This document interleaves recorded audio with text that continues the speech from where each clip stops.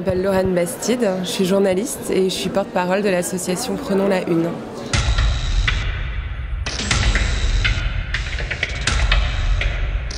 Plus il y aura de femmes au haut poste dans les rédactions, moins il y aura d'inégalité salariale entre les hommes et les femmes, moins il y aura de précarisation des femmes, moins il y aura de violence dans la rédaction et mieux les sujets portant sur les femmes, sur la vie des femmes seront traités dans les journaux et dans les médias.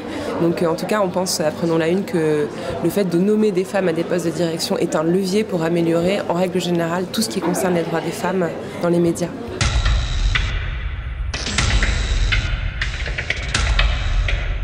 Delphine Ernotte, c'est un très bon exemple parce que depuis sa nomination, le nombre de femmes présentes sur les plateaux, le nombre d'expertes contactées, le nombre de journalistes femmes dans les rédactions a augmenté.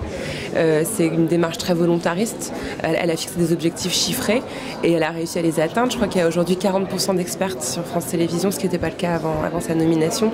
Donc ça prouve bien que quand on met des femmes à la tête des médias, les choses évoluent rapidement.